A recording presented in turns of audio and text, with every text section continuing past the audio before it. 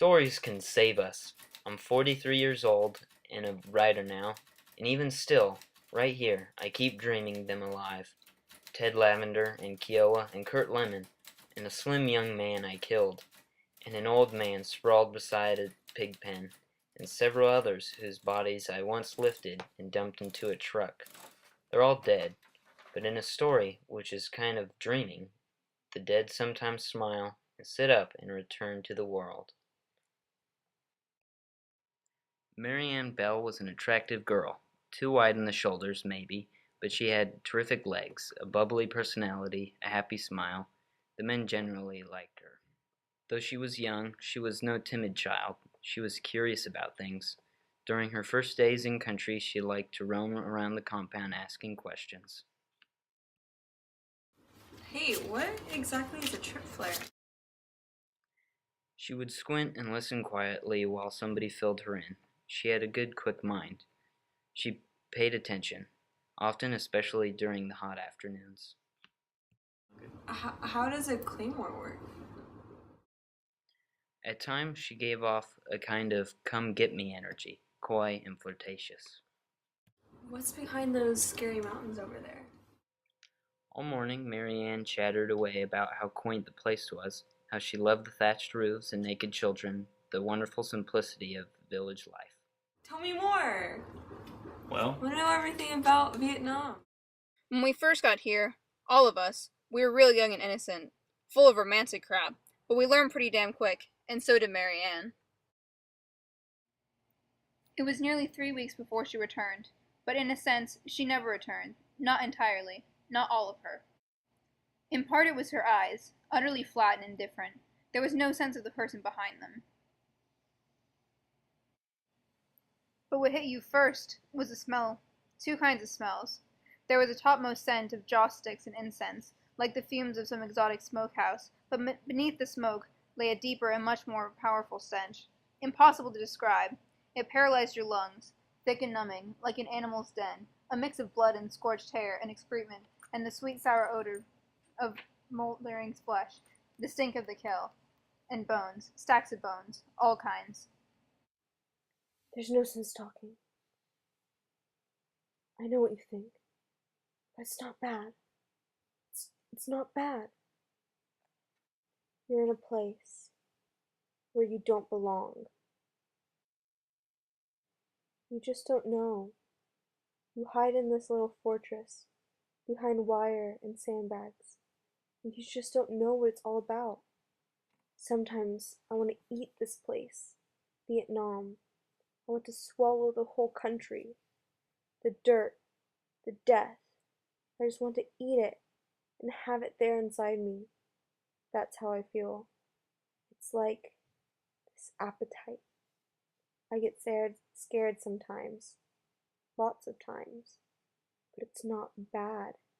You know? I feel close to myself. When I'm out there at night, I feel close to my own body. I can feel my blood moving, my skin and my fingernails. Everything. It's like I'm full of electricity, and I'm glowing in the dark. I'm on fire almost. I'm burning away into nothing, but it doesn't matter because I know exactly who I am. You can't feel like that anywhere else.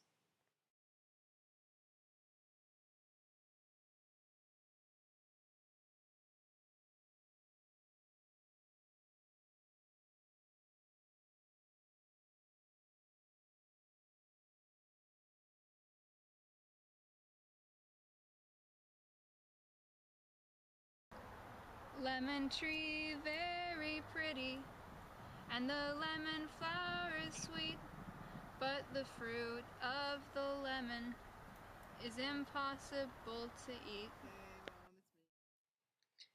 He drove slowly, no hurry, nowhere to go. Inside the Chevy the air was cool and oily smelling, and he took pleasure in the steady sounds of the engine and air conditioning. A tour bus feeling, in a way, except the town he was touring seemed dead. Through the window, as if in a stop-motion photograph, the place looked as if it had been hit by the nerve gas. Everything still and lifeless, even the people. The town would not talk, and would not listen. "How do you like to hear about the war?" he might have asked, but the place could only blink and shrug. It had no memory, therefore no guilt.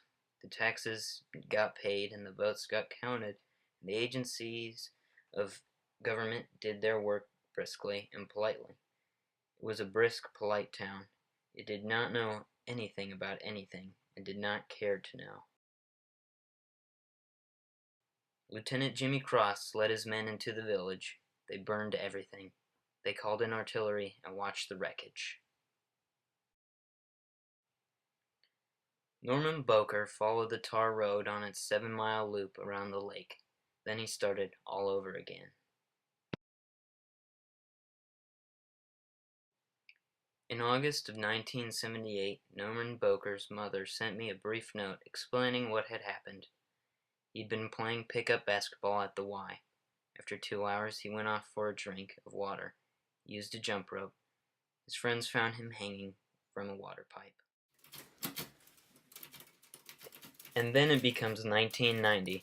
I'm 43 years old and a writer now, still dreaming them all alive in exactly the same way. I can still see them all as if through ice, and as if I'm gazing into some other world where there are no bodies at all. I can see Kiowa, and Ted Lavender, and Kurt Lemon, and sometimes I can see Timmy skating under the yellow floodlights. I'm young and happy. I'll never die. I'm skimming across the surface of my own history, moving fast and riding the melt beneath the blades, doing loops and spins, and when I take a high leap into the dark and come down 30 years later, I realize it is as Tim trying to save Timmy's life with a story.